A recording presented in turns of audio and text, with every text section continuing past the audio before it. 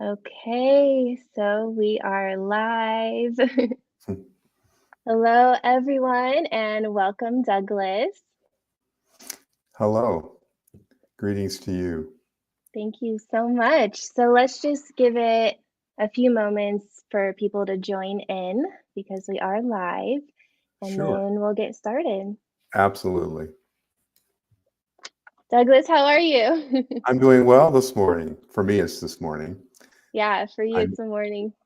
I'm on Mountain Time in Colorado, so I'm doing well, and I'm excited to have an opportunity to speak to this issues, which is so important to me. Mm-hmm. Absolutely. Well, I'm so excited to have you here and to be joining us from Colorado.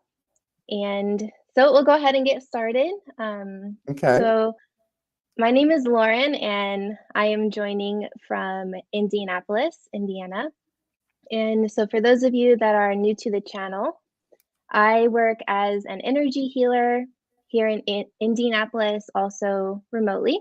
I also am an artist. I am a singer, songwriter, and a dancer. And it is my absolute pleasure to have Douglas on the channel today as well, um, to be talking about something that's very important to me as well. So, Douglas Pratt is a former psychotherapist who now assists and guides clients to discover their spiritual path and purpose. He facilitates past life regressions as well as interlife spiritual journey sessions. He enables clients to consciously meet their soul and discover soul agreements that underlie their current life. He also has developed the skill to hear telepathic communication from interstellars in the Galactic Federation, and he maintains an ongoing relationship with the Galactic Federation and is the author of the new book, Greetings Earth, a handbook about the Galactic Federation and its history with humanity. So, welcome, Douglas. Hi. Good to be here. I am residing in Lafayette, Colorado. It's in the Metro Denver area. Wonderful, wonderful, Douglas. So, for those of you that are joining us live, we will be welcoming questions throughout our conversation today. So it's very interactive. So if you have questions, you can drop them in the box. And we will also have a designated Q&A time period at the end for anyone who's joining live. And we're going to aim for about an hour today and leave about 10-15 minutes at the end for questions. So today, just to give a little intro to what we're going to be discussing, we'll be talking about what is the Galactic Federation. We'll talk about Douglas's ongoing relationship with the Federation, how that all came about. We'll talk about his career path and journey a little bit, and also how the Federation is assisting humanity and the hopes for a ongoing and continuing relationship with the Federation into the future. So, to begin, Douglas, what is the Galactic Federation? It's a good place to start. Yeah. The Galactic Federation is a group of interstellar beings that have come together in agreement. And it's the analogy that I use is it's not dissimilar to our United Nations here on our planet, on Earth. Though I think that they are more solid and more solidarity and more agreement, frankly. And it basically, my understanding is it was formed because they wanted to find ways for there to be consensus and agreement between different interstellar groups, planets and star systems, to be able to work together, collaborate, and to no longer handle conflict in any kind of aggressive or violent way, as they had already observed and experienced planets literally obliterating each other in conflict. So they made it early on, a decision was made to form this group and begin to solicit different planets and star groups to join, so that the bottom line understanding was they could have disagreements, they could have misunderstandings, they could have arguments, but none would ever be handled in any kind of aggressive manner, and that it all would be managed through negotiation and mediation. And if they couldn't come to a point of agreement, they would have a point of disagreement, but that it would always stay with that. The other piece that goes with the Federation that I think is really critical is, to be a member of the Federation, you have to agree to not meddle with or interfere with those planets and star systems that are less developed. So they're not allowed to interfere with or to get involved with basically planets and star systems that are less developed. Would Earth be considered a planet that is less developed? Indeed it is. Yeah. Because we continue to handle disagreement and contentiousness all through violence, and aggression. So yes, we would be, our consciousness is shifting, and that's part of what's going on. It was very exciting, but our consciousness has been such that it's not been in a place to be able to even be in a place to join the Federation because of where we've been at in terms of that. But at the same time, the Federation is very invested in us not being interfered with as we go through our process, particularly at this current time. Wonderful. And what's happening at this current time? Well, things are shifting.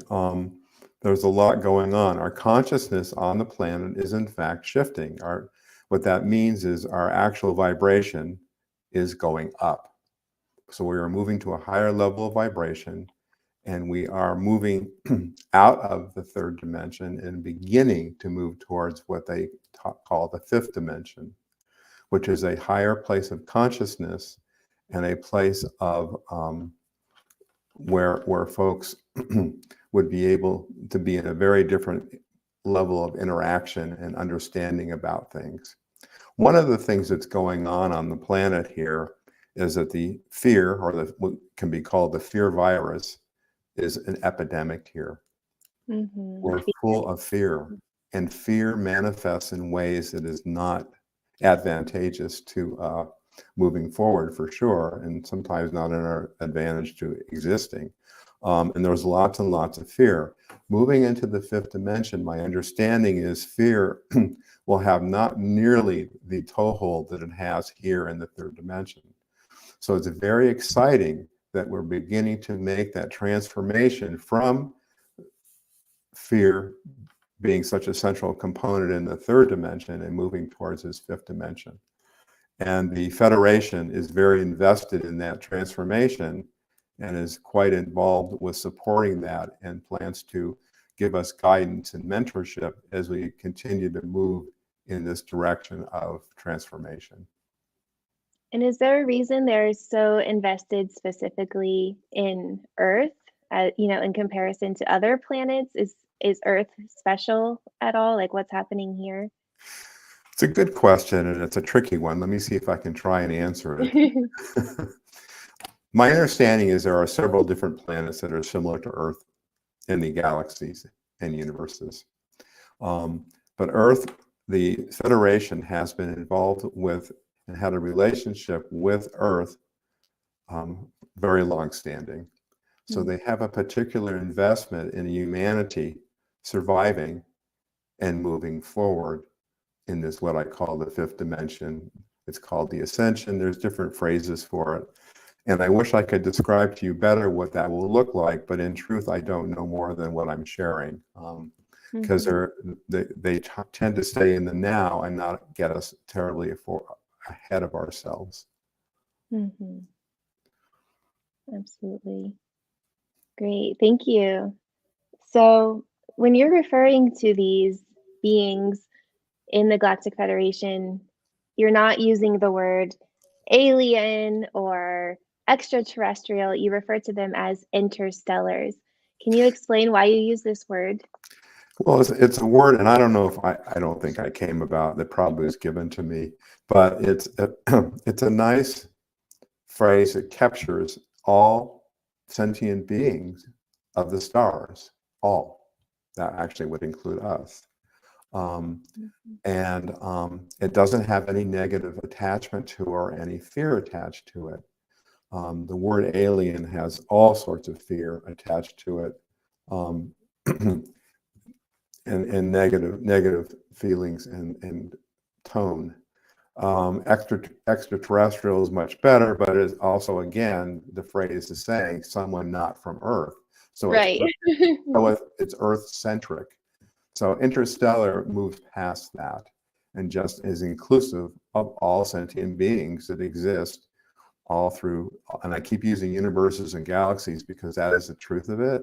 My understanding is that it's in fact infinite, which we humans have a very difficult time even begin to conceptualize what that really might mean, such as it were. But that's why I keep saying it that way. So that's Hmm. kind of where we're heading. Wonderful. This is so exciting. It is very exciting. It's a wonderful time to be involved and be um, here, beginning to see this shift that's going on, that you may not have that sense of that from the mass media. So Hmm. please understand that the mass media has its own agendas, and that in fact the interstellars, as you'll hear I do interact with, they monitor our level of consciousness. In other words, the vibration across the planet, and they are very clear that it has been going up and the consciousness is getting better. So despite other things going on that would make you think that can't possibly be true, it is. And that's why they've stepped up both their protection of us and their involvement, getting ready to be more involved with us in this process. And Wow. they really are they really are creating a protection. They have a grid around our planet that does not allow any non-Federation interstellar to be able to have any access to us, because they know that in this process of moving through this transformation and transition, we're very vulnerable, and they know that. And so they've really stepped up their level of protection with basically a grid of ships all around the planet. And then you think, well, grid of ships, well, why don't I see them? Yeah, where are they? Where are they? Look at the telescope. And I'll just say to you, and this again sounds fantastical is the word I use. So I will give you some fantastical. The reason we don't see them is they're not in the third dimension, they're in the fifth dimension. And that means that they're at a higher vibration, and we don't, from here, from our third dimension, we don't normally see them. So that's why they're not being able to pick up on them or see them or experience them in any way, shape, or form. But in fact, I trust that there is that grid. I have been shown the ships that are all around with their specific assignment to keep us protected and safe as we begin this whole process of transformation, so that we are not unintentionally or intentionally interfered with by any outside interstellar groups that are not part of the Federation. My understanding is at this time there are 337 planets or star groups that are part of the Federation. 337. Yes, Oh, which wow. I know, which, if I understood correctly, represents over half of the interstellars that are out there. Wow, So it's, over half. yeah, so it's come a long, long way, and that's why they want us to survive and move forward, and to be able to move into this fifth dimension that awaits us if we can allow ourselves to do the shift in consciousness that comes with it. And they're here to guide and support that. I find them to be supportive and gracious almost most of the time. Mm-hmm. Wonderful. And so for the couple of viewers that we have live, I welcome questions throughout. So please feel free at any time to drop a question, participate, interact with us. And so Douglas, I think that your statement about, they're here, they have this grid of ships around us, but we can't physically see them, right? No. With our physical eyes, we can't see them because they're outside of the frequency of light that we can see. So I think this transitions us well into how you're communicating with them as well, because it's also in a non-physical manner.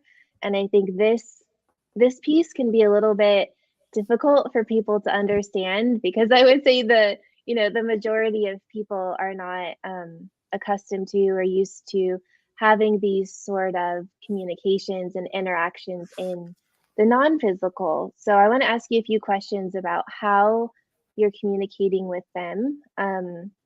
So first of all, you say you have an ongoing relationship with the interstellars in the Galactic Federation. So how often are you communicating with these beings?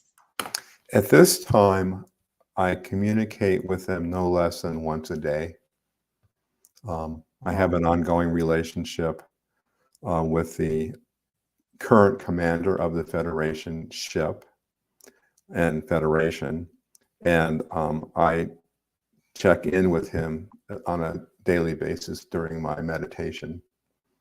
Do you have a specific time of the day, like 10 a.m. every day we're going to meet, or but it's once a day? Yeah, it's once a day, and normally I do my meditations first thing in the morning, so usually in the morning, but it can be any time of the day if I need to or want to connect with them, or if they want me to connect with them, which they also do.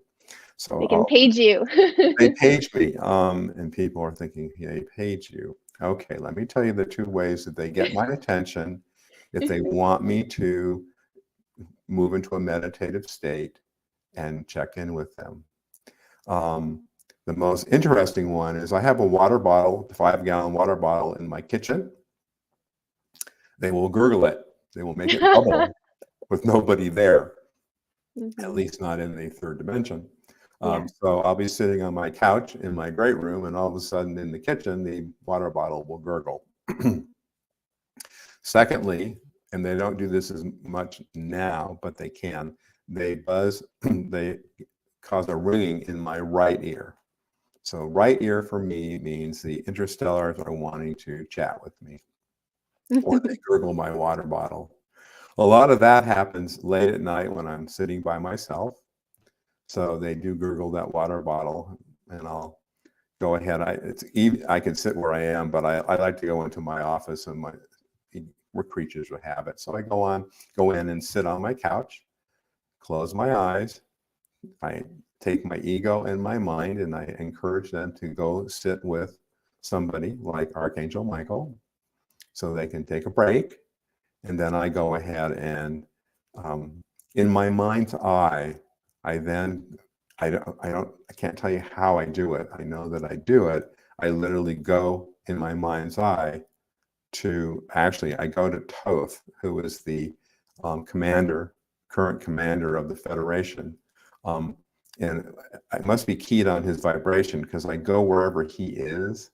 So if he's in the control room, which is where he was for a long, long time, that would be where I would meet with him. And they actually had a backdrop behind him, I think, to help me not feel overstimulated.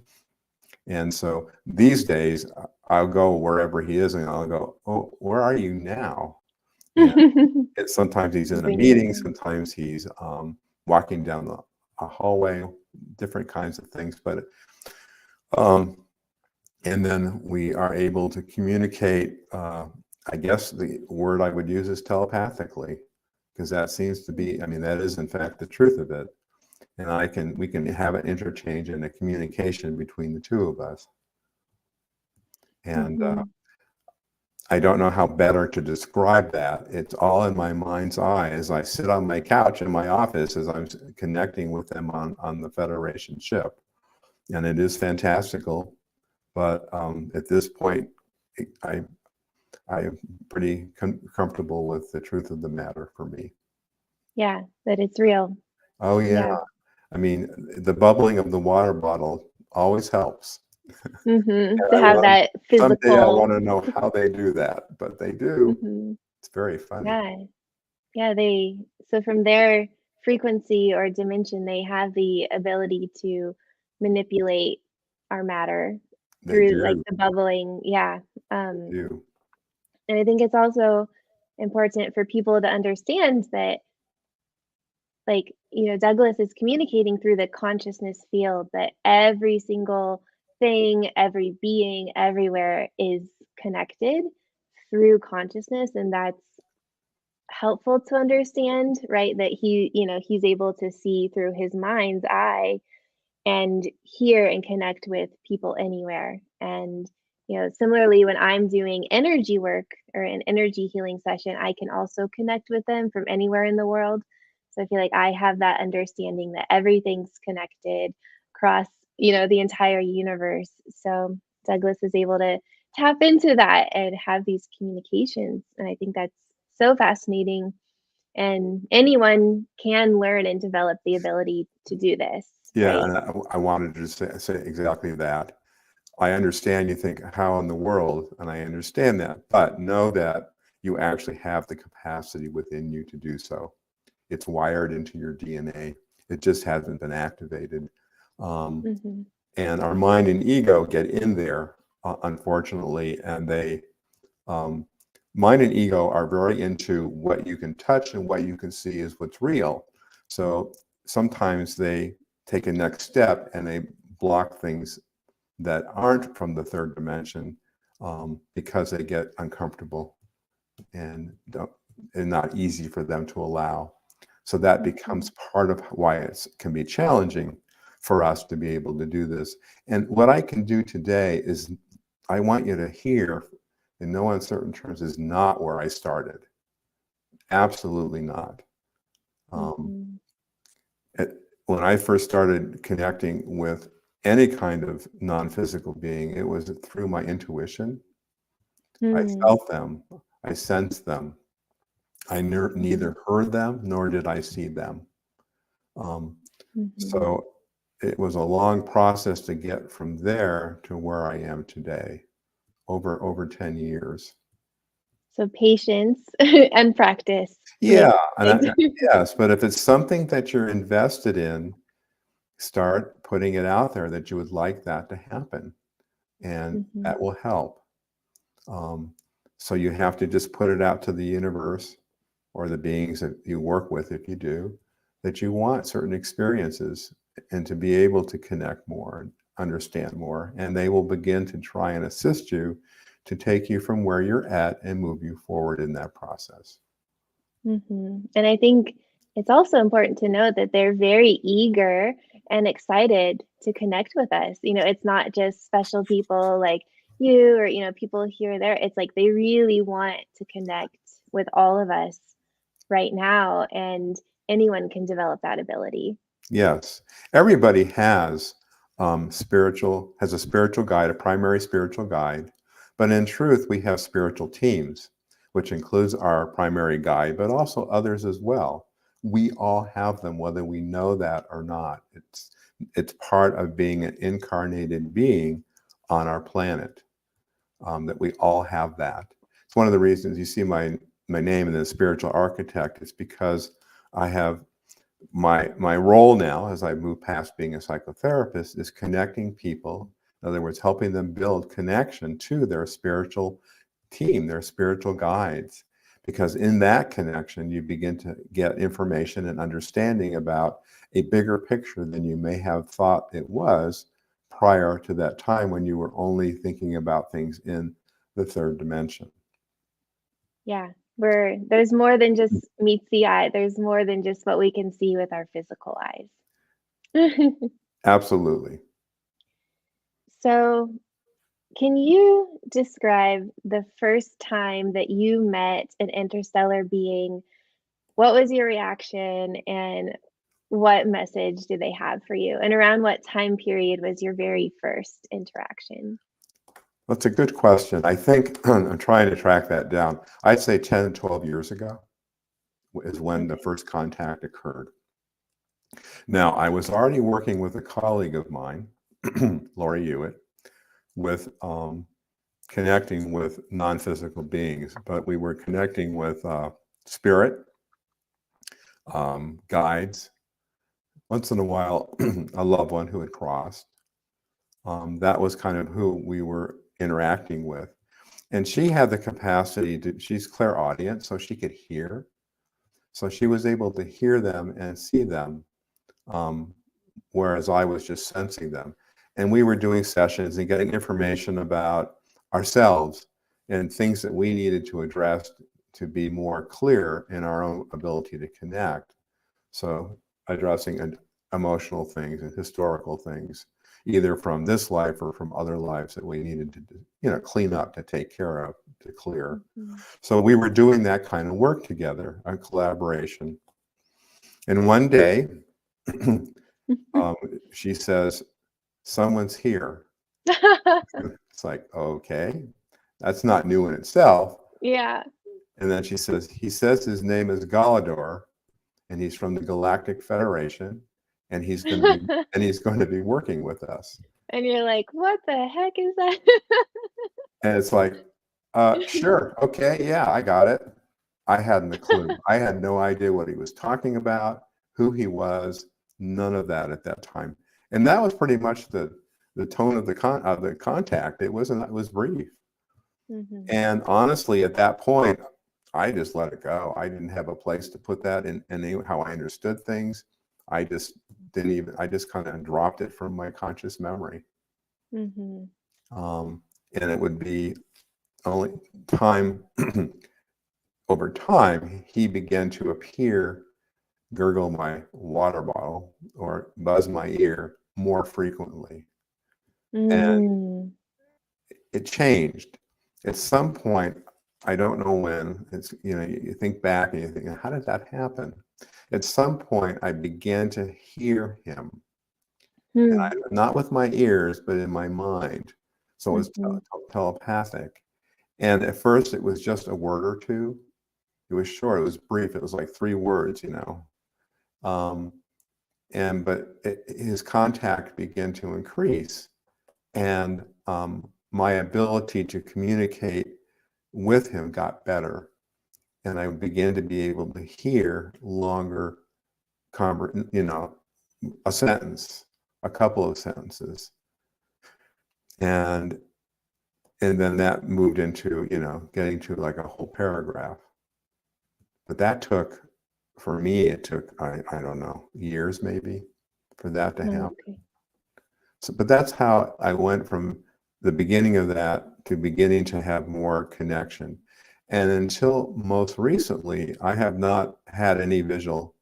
I can see, it's funny, I can see things in my mind's eye to some degree, but it's always Mhm. blurry and not very clear. Yeah. So when people get asked me, well, what do they look like? As The I was answer, gonna ask, yeah. yeah, and my answer is, I don't know. I get a sense of it, but I can't describe it. I have colleagues who can describe these beings down to the T. They're six and a Mhm. half feet tall, and their skin is a greenish blue, and I mean they can see all that. I don't have that. So Mhm. it's getting better. I've asked for that skill. I've asked for that to come forward, and it's getting better. But that's more recent. Um, and my ability to connect with them continues to get better as well. One of the things that happens when you start connecting in this fashion with beings such as Toth, the commander, um, you you find yourself drifting. It's hard to stay in that fifth dimension connection, even in the non-physical. And so that's gotten a lot better. It used to be I would literally drift off and I'd feel terrible about it. And Yeah. they'd go, no problem. And it's like, really? And it happened for a long time. It still can, because the longer you're in connection, the more that third dimensional part of us has trouble staying in that alignment. But it's much better than it used to be. Start thinking about hamburgers and what am I having for dinner, and drift off. Right. You can just drift off. Yeah. Or for me, it's almost, I'm not even sure where I drift to. So, in all of your interactions with these beings and different beings from the Galactic Federation, what are they like? What are their personalities like? And, are they benevolent? Good questions. So let me see if I can answer that. Let's start with the biggest one that I think all humans want to know is, well, what are their intentions? Mm-hmm. Because I think we've been programmed that they're ill-intended. Yeah. The truth is they are benevolent. Their goal is to facilitate, mentor, and support us in any way, shape they can as we move forward. They want to assist, they want to guide. They do not have any interest in taking over. Trust me, that's not in their agenda. And they want to continue to honor our free will, because free will is a big deal on Earth. It's part of how we were put together to be here, and they want to continue to honor that while offering resources for us. And part of that's, literal guidance as to how to handle some of the shifting that's going on as we move towards that higher vibration and that fifth dimension. And they want to assist with that. And they are very invested in giving us that guidance. And I have found them, you asked about I have found them to be mostly gracious and quite pleasant and enjoyable. They do have a good sense of humor. They are very matter of fact. Are they like very direct? They're very direct. There's none of this PC stuff. No, politically correct. They just say it. So at times it's like, oh, okay. It's a little, because we used to we tiptoe around things as human Right, beings. on Earth, yeah. Oh, heavens, we do. Don't want to say it, but I'll try to say it without saying it. Yes. They don't have that challenge. They say things directly. But I have found them honestly to be kind and very, very honoring and very respectful. And I have found them to be quite enjoyable to interact with. Wow. So when I say they're benevolent, I know that's a word, but it's more than that. They come from their hearts with us. They are heartfelt. And I feel that strongly from them. And I just want to underline that capacity and what they're about in terms of assisting us and helping us move forward. Which I think is so counter to how the media displays them and all of the movies. We see these alien invasions and whatnot. Right. And it's just not the case. It couldn't be more opposite than the fact. It really is. And they know that. They know that's going on the planet. They know that distortion and that misinformation. So they're familiar with it. But yeah, they definitely, that's just not who they are. And they do. And one of the things I'll just say is that, there's been people that have had different kinds of contact with them in different fashions that have reported it. If they feel any sense of fear from anyone that they're having contact with in any way, shape, or form, they will immediately pull back. They do not have any investment in scaring us or making us uncomfortable. So that's that's to me is a pretty important point, that that's very conscious for them. Yeah, they don't want to scare people. They have no interest to create fear. in that. No, not at all. So Douglas, as you started to, talk to these beings on a daily basis, you're becoming more adept in your communication with them.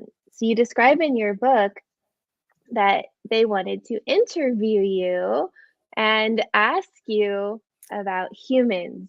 And so, can you tell me a little bit more about these interviews? Like, what was that like? And I mean, I guess I'm just assuming they chose you because of your experience as a psychotherapist, as someone who, relatively knows a lot about humans and the human experience.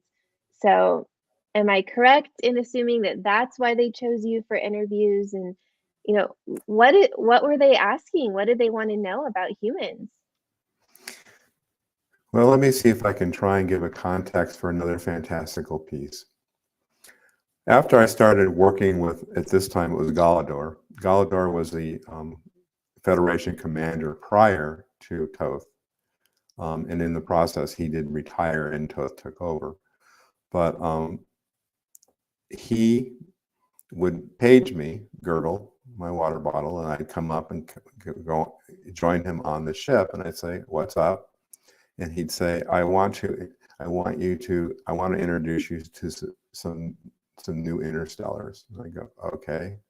And sometimes they would be in a meeting room on the ship, and sometimes we would take a ship and quickly, and I do mean quickly, go from the Federation ship to wherever those beings resided, whether it was a planet usually. And that would happen very quickly. They have ways of moving through the universe that is amazing. Hmm. So, and it was like, oh, okay. And he would never, he'd tell me, I'm going to have you meet them, but he would never tell me anything about, he would never give me who they were, why we were doing. I mean, there was no preliminaries there. It's actually so interstellar. So anyway, and I would leave the ship and go to a meeting area. And there would be a group of interstellars there who had never met me. So they had two agendas. One was to meet me, and the other was to ask me, usually almost it was a common question, was what were my impressions of what was going on our planet in terms of how humanity was going. It was a Hmm. very common question. It was kind of the same thread. And I would share that I had major concerns. There was so much aggression and violence and chaos, and that it was a time of a challenging time, to say the least. And that would be what I would share. I'm not quite sure what they were looking for. I can't answer that. I know that that was the most common question, and I would share what I just said now. Hmm. And the interviews never lasted very long. Hmm. I'd say 10 or 15 minutes, at least Hmm. from my time. Now, I will say they don't have time. Yeah. Now, ask me what that really means, and I'll tell you, I don't know. Yeah. But from my experience, these interviews, I'd come in, they'd ask me a few questions, talk to me, thank me for coming, Mm. and we'd be back off and back to the Federation ship, and then I would be back in my office. I think that part of why, there's two reasons. I think part of it was my experience as a psychotherapist and my ability to look at human behavior. Certainly was, I think, a part of why they asked me to come forward. And I'll be honest, I think another piece of it is it's part of a soul agreement that I agreed as a soul before I came into this life to have this interface with the interstellars. Mhm. So another fantastical piece. Um, Yes. I want just to tell folks, we all have soul agreements for our lives, whether we're conscious of it or not. We make them before we move into our life. And this happens to be one of the ones I have. So that's why they were interviewing me and chatting with me about, I think, just to chat with me and to see my impression of what was going on the planet. Mhm. So then these interviews, as you say in the book, started to turn into more of like lecture giving or kind of you presenting lessons on humanity. So would you say that was like something different than the interview that it Oh, morphed into where you're giving these presentations? very much so.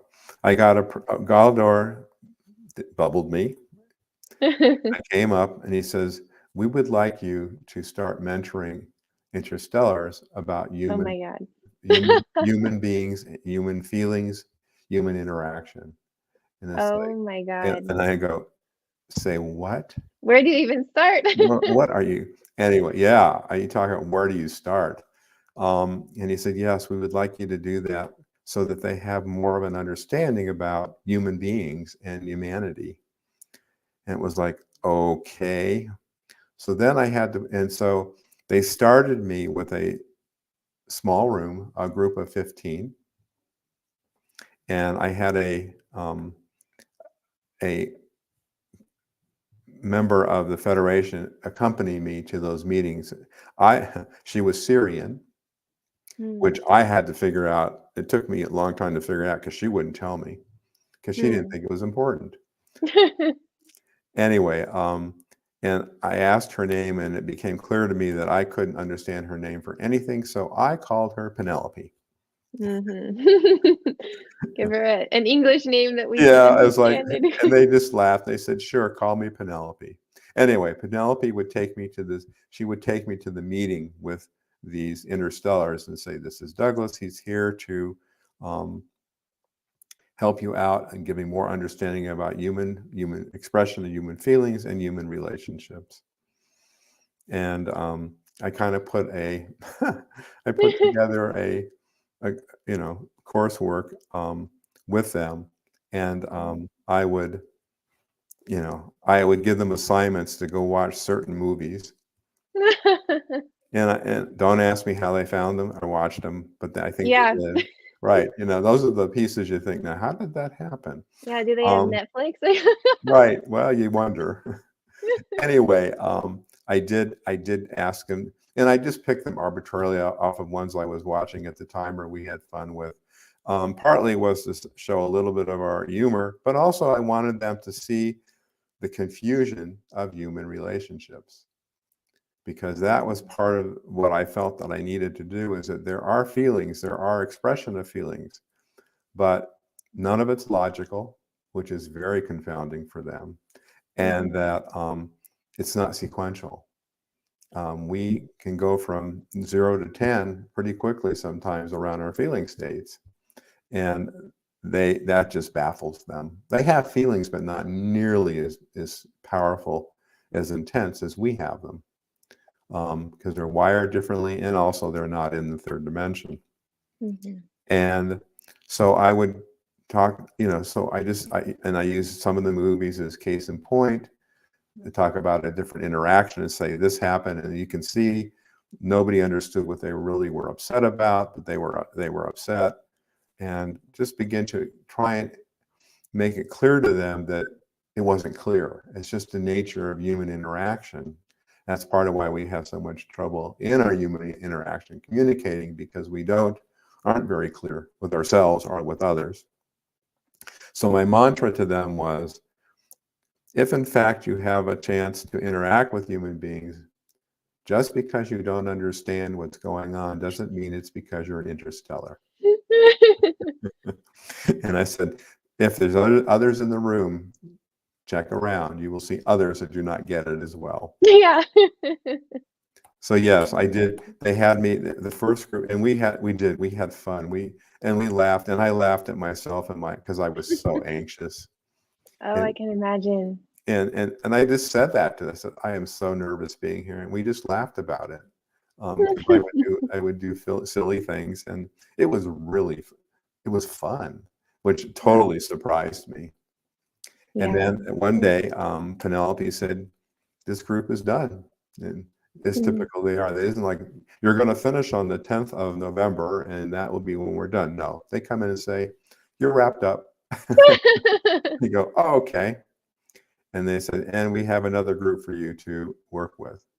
And the next group was a group in a larger meeting room, probably, I don't know, 30 to 50 of them. Mm.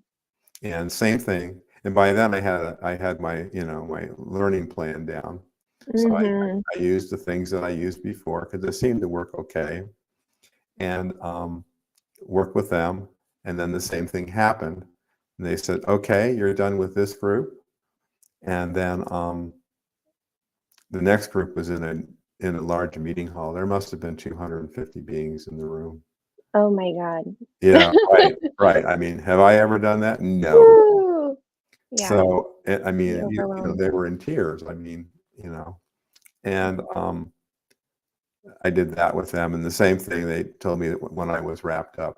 Now, I want you to know that as each one wrapped up, the group of them would come up to me and tell me how pleased and honored they were that I did that with them. It was just, Oh, it was, I mean, it would always bring tears to my eyes because they were so heartfelt, and thanked me truly from their heart about what I had done with them. And that happened with each group as I wrapped up.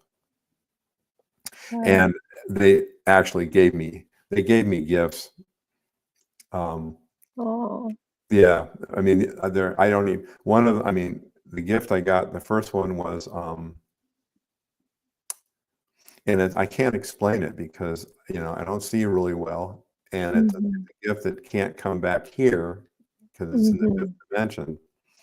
And so it resides somewhere on the Federation ship. But it was kind of like this glass tube or capsule that had our entire universe in it.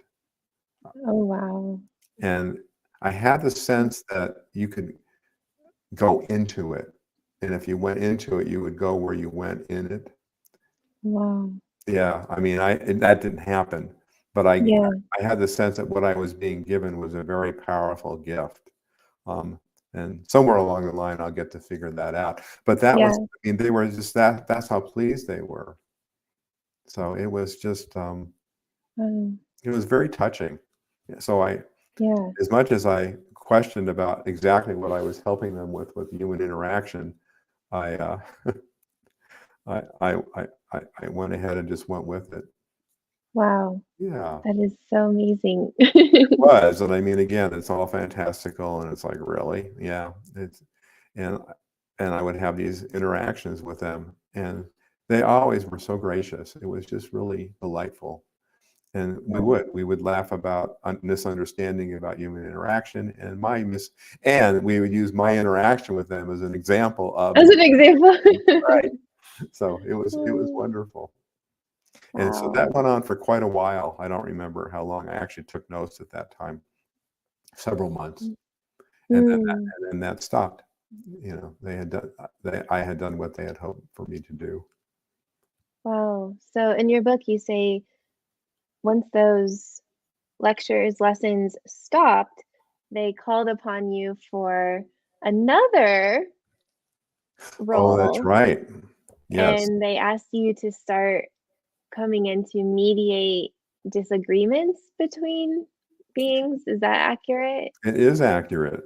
And again, as always with my reaction to these requests is, "Say what? You want me to do what?" Me?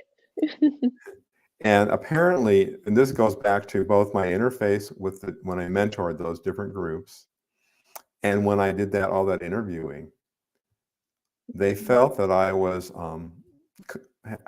basically that I had integrity. I was credible to them. And so they wanted to use that and the fact that I had done that kind of stuff as a professional here, they basically wanted me to help them with conflict between different groups. And the groups would Mm. ask for me. It's Oh my because, God, specifically request you. oh yeah, because they knew of me from either interviewing or hearing from other groups. And you think, why in the world would they want a human to be involved with the interstellars? And I want you to know, I had the same thought. I Mhm. was like, really? And I finally figured it out, because I felt I had integrity, which was the bottom line, and that I had a skill set that I brought with me from my human experience. I didn't know anything about any of these groups. You were neutral. I Huh. was neutral. I had no position on any of it. I didn't know anything. And trust me, I would be told you're going to mediate or you're going to help here. Let's go. Mm. I was never told who they were, what the issue was, nothing. I would come into these rooms with these groups cold. Now I understood that they had requested me, so they were very invested in something occurring in a positive way. So you have to understand it was already set to be successful. But I would go in and just start asking questions, or I think I would basically tell me. I'd ask each side, tell me what's going on, Hmm. and then What's an example? Can you share an yeah, I was thinking example? about that. I'll give you one Hmm. that is very similar to human. So I went into this meeting with this, which turned out to be a brother and a sister, which I Mm. don't think I knew right away. And they were both of royalty, and each of them Mm. had been given basically half of the planet when their parents Wow. moved on. Okay? And they were at absolute odds with each other. I don't even know if they were communicating with each other at that point. Mm. Um, they were just beyond, and they couldn't be derisive enough about each other. I mean, they were nasty and Oh my contentious. And I'm thinking, oh, good. God. And okay, so that's going on. And so I looked at them and I said, now you're brother and sister, right? Because I obviously have been told that finally. And they said, yeah. I said, well, how did you get along as kids? And they proceeded to tell me how they had been so close as children. Mm. They really had a very close, loving relationship. And then I'm thinking to myself, well, how did it get from that to this? Well, that was the interesting part. What I came to understand was this fractiousness, this disagreement, this contentiousness was multi-generational. Mm. It was how everyone didn't get along or got along. In the family, that was how they did it. And this had Mm. been going on for many, many, many generations. So what I did is I asked them when I finally understood there was a long-standing relationship problem, and here are these, but they had the capacity to be loving and connecting. They had been as children. So Mhm. it's like, okay, they have the capacity, but it's not being engaged. So I asked for their parents and then they're non-physical to come forward because they had passed on, but their soul. Mm. I asked them to come forward and I said, we need help here. And they said yes, and we want this. We basically they were in agreement. They didn't want the pattern to continue. Mhm. So we actually then we called in the ancestors of Wow. this family, all of them, and they all agreed that they wanted it to stop.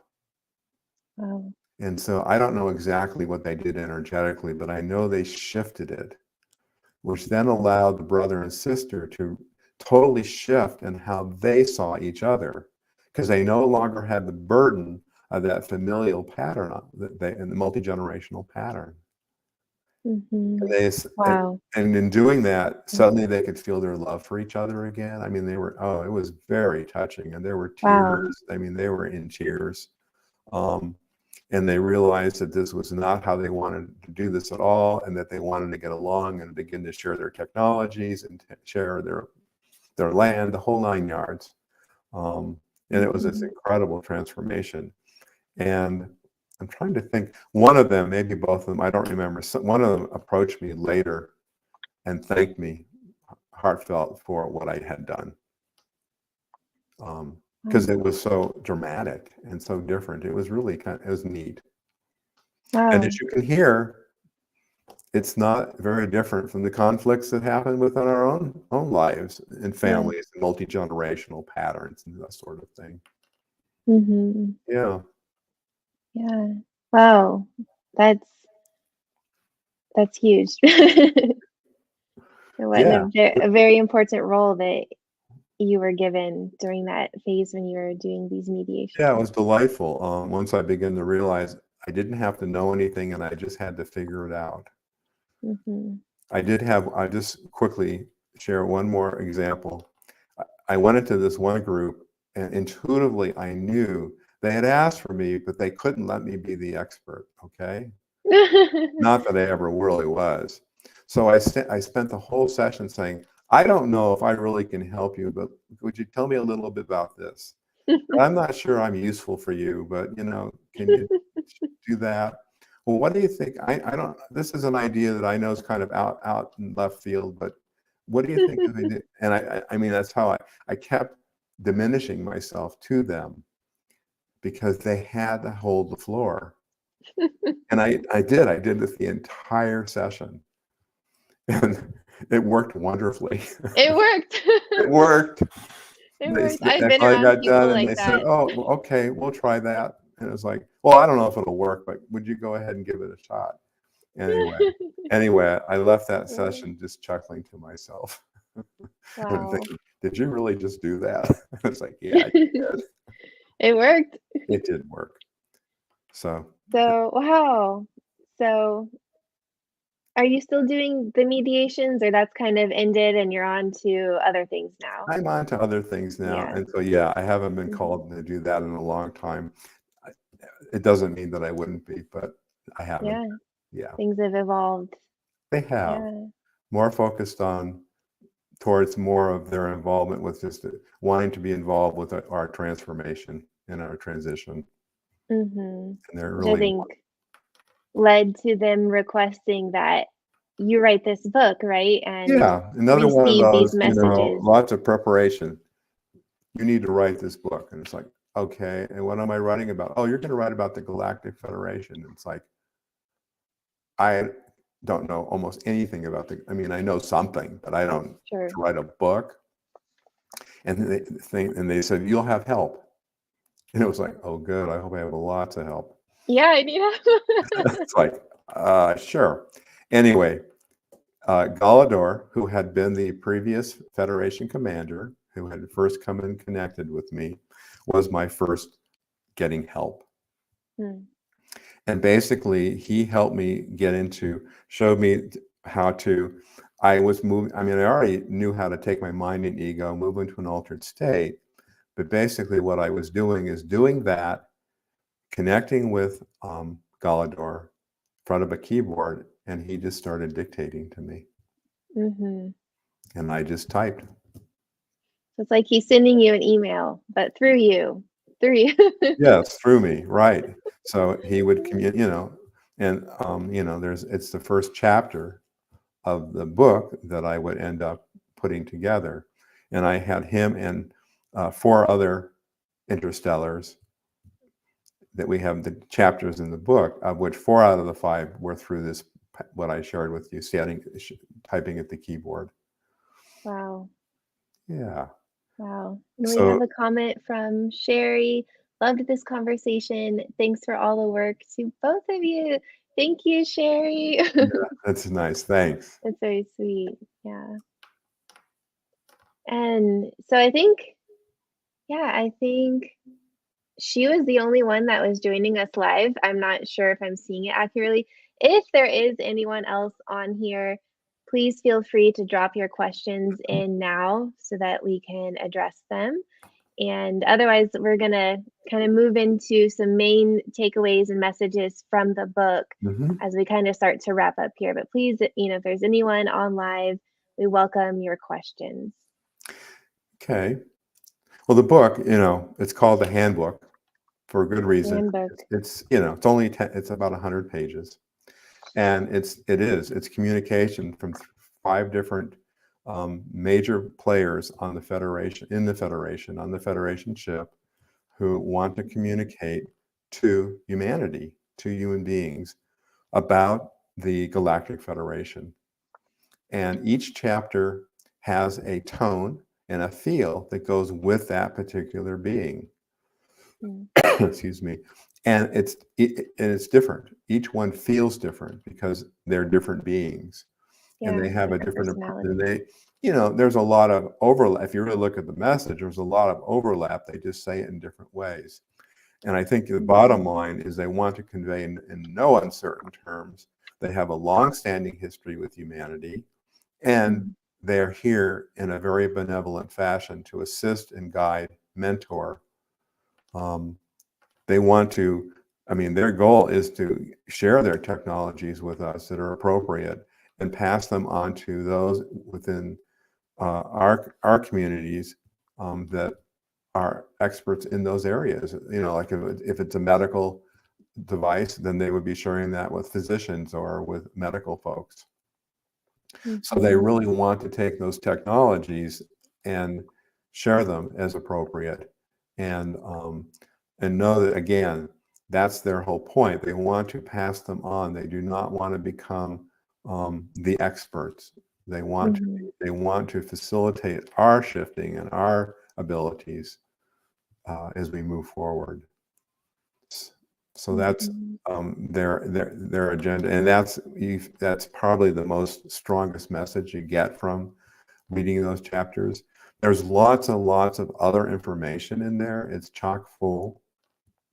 And what I tell people who choose to take a look at the book is to just take your your mind and ego and put them off to the side while you read the book, because it's fantastical. It's like, seriously? And I get it. I live with this stuff day in and day out anymore, so it doesn't seem as fantastical to me, but I know that's not true for anybody else. So I just share that.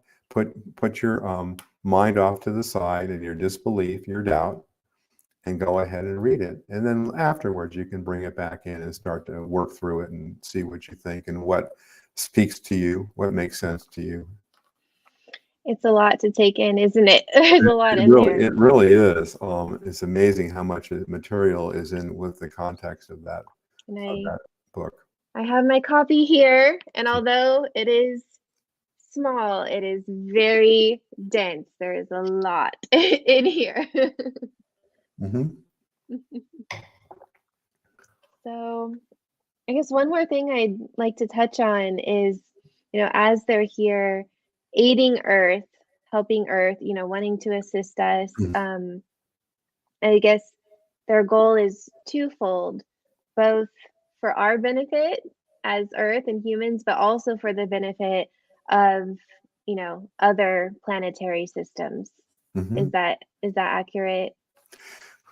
Yeah.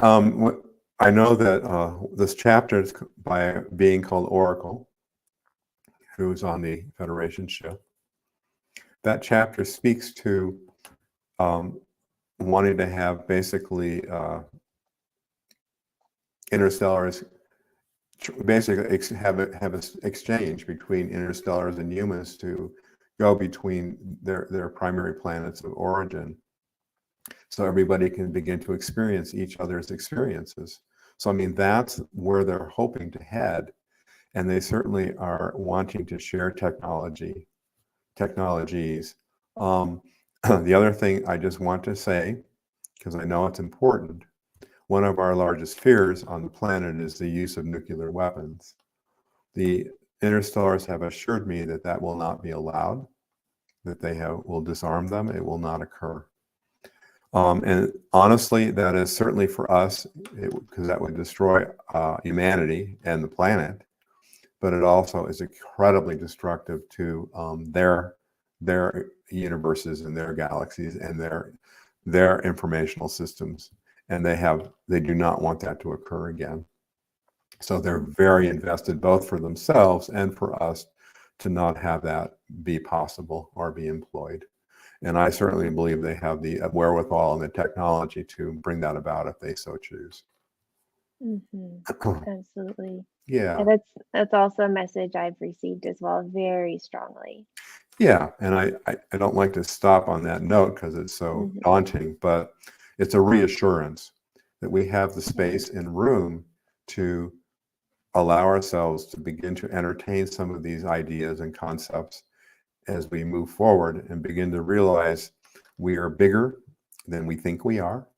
We're more than just our physical selves, and that there's these beings out there outside of our planet who are incarnated beings just like we are, who are having a physical life. They're souls that are choosing to have a physical life in different places other than Earth. But it's the same. We're put together in the same way. Yes, I like to say their meat suit might look different. This is my meat suit, my human meat suit might Yes, look different, but at the end of the day, they're a soul in a body, just like we are. they are, and that's important to remember. And then remember that all the Federation interstellars have made those serious agreements and abide by them. That's required. And so they have come, and in doing so, have come a long way themselves. And it allows them to collaborate and to move forward quicker in terms of technology or food or whatever it is that they're working on. And they want the same for us.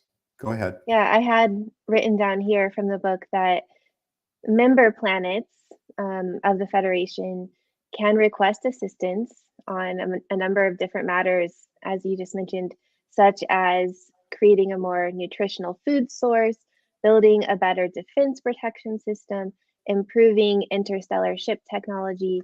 So it's really about collaboration and sharing, right, these technologies. And what they've discovered, of course, is that they collaborate, everything moves forward much quicker.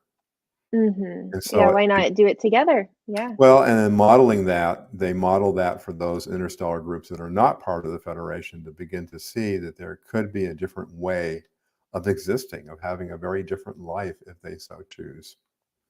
And so does it seem like the hope then is for Earth to join the Federation? That would be my understanding. I think they're hoping that as Earth moves into that fifth dimension, that we will be able to abide by the agreements that are required to be part of the Federation, and that we will join. And I have written down that some of those, some certain agreements for membership are to not settle any disagreements with any other group or with on the planet with violence or aggression, right? And instead the group would request assistance from a negotiation specialist and allow for a place of compromise to be reached. Again, that would include no nuclear weapons, right? As violence and aggression, as well as to not interfere with other civilizations or planets that are less developed. So those would be some of the agreements that Earth would have to agree to in order to become a member planet. Right. And that non-interference is a really important one, because there's planets at all different levels of consciousness, and they do not want, that's part of their free will, is to develop as they so choose. And it's an important one, and it's important in relation to us as well. Yeah, absolutely. So there's a couple people here joining us, and I don't know if you just joined or if you've been here, but really quick, we have a couple minutes left. If you guys have any questions whatsoever, please drop them in the chat right now as we start to wrap up. Douglas, are there any other kind of important takeaways or messages from the book that we haven't covered, or anything else, that you personally would like to share as we start to wrap up this episode? Let me say, I don't know where folks are at, so let me just share this. Some folks are they want to have more, they would like to have connection with the interstellars. And my comment to you is, if you're interested in that, put that out to the universe and ask them to begin to show you a way to have a connection with the interstellars. And it can be many different forms, but if it's something you're interested in, it's something you can ask for, because they're always looking to connect more. It's well within their domain to want to do so.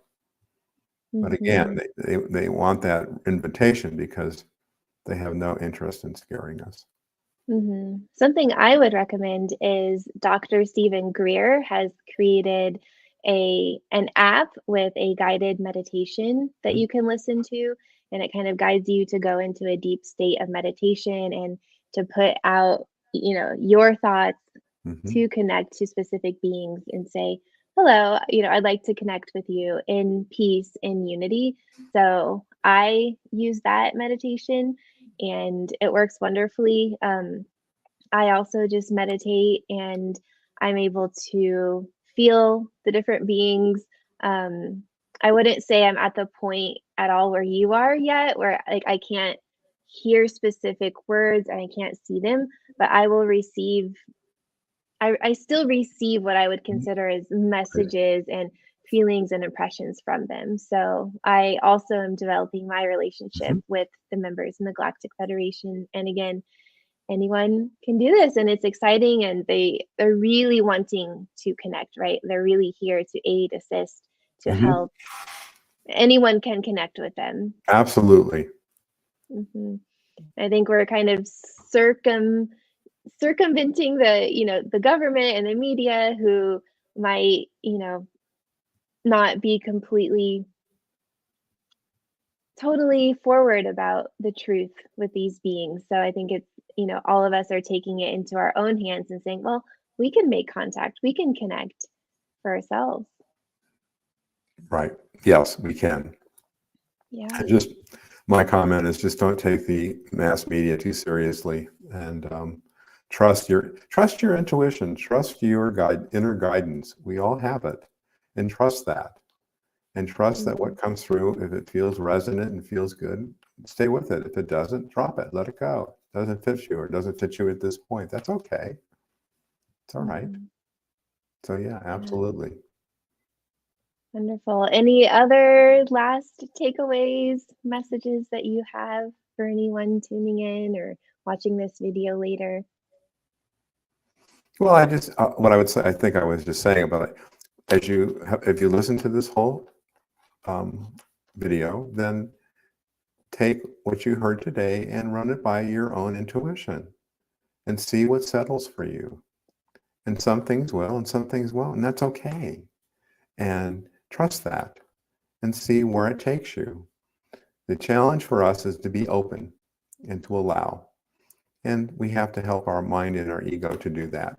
But it will pay off well for you the more you can allow. hmm To be open. Okay. Well, I think that concludes today's session then. Lauren, thank you so much for having me. I really, really appreciate it. It's always a wonderful opportunity to speak about one of my favorite subjects. Yes. Thank you so much for coming on to the channel. Again, this is also something very important to me, and I'm just happy to open up the conversation about the Galactic Federation, about the interstellars, about the changes that Earth is undergoing because it's so exciting. And I hope that, this video brings hope and peace and clarity and teaches people something new. Um, Mhm. so thank you so much, Douglas, for joining me and being here today. You're so welcome. Okay, thank you. Well, take care and thank you so much Um, for all of our viewers. Okay, all right. have a Bye-bye. good day. Bye bye. Thanks.